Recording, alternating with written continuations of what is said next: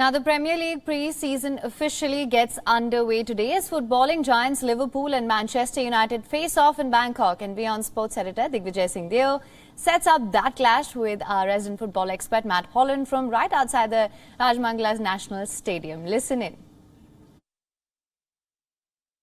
Matt, I called you our resident expert, but you're actually the resident here. You stay over here in Bangkok.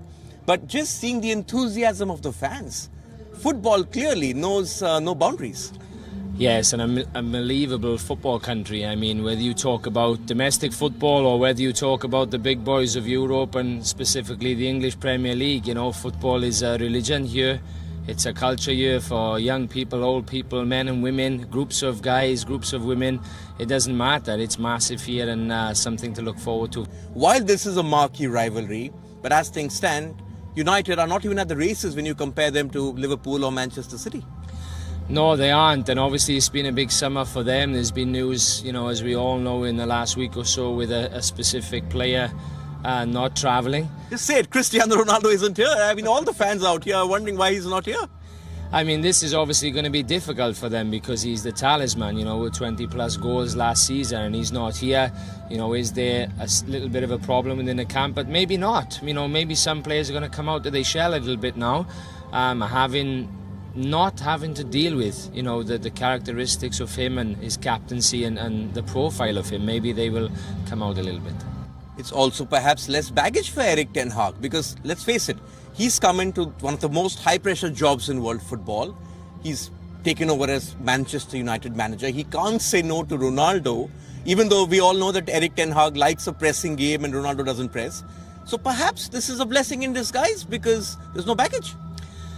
Yeah, sometimes obviously people think, you know, you always want the best players in the world and most of the players, you know, we see that them as top professionals and good people and they can be good around the place to help other players, but it is difficult at times when you as the manager or coach, you have to deal with such an enigma of a profile of a player, both on and off the pitch, and maybe quietly Ten Hag will be thinking, well, he's top, he's going to get me goals, but quietly it may make my life a little bit easier if he's not going to fit into the way that I want to play.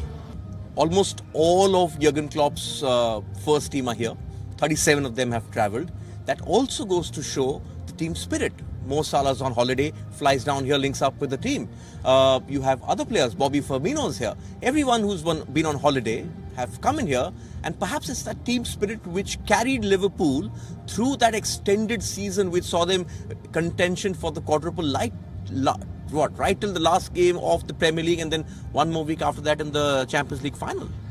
Yeah, you know, when you talk about, you know, wanting to be part of the squad, this is something that's vital. You know, we always say as a coach, you know, to be in the building, to have a good environment, to create an environment where people want to go there first thing in the morning and not really rushing to leave. And I think this is what Liverpool have.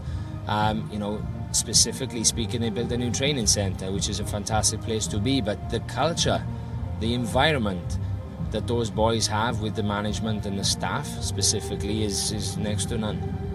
You talk about leaving or not wanting to leave. There have been some departures. Sadio Mane, the big one.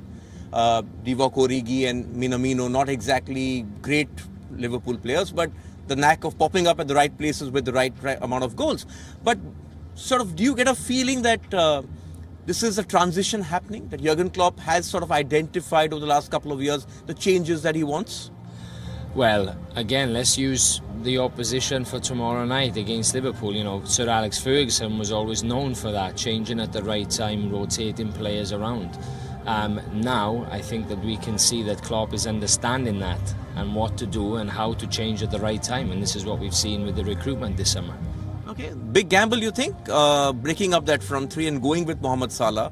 Sadio Mane wanted a similar amount of money, but it's Mohamed Salah who they've gone and said, he's going to be the cornerstone of the next 3 or 4 years, the next big Klopp team. Yeah, I think that obviously losing Sadio Mane is a big loss for them, but you know, they've replaced him and invested in Darwin Núñez.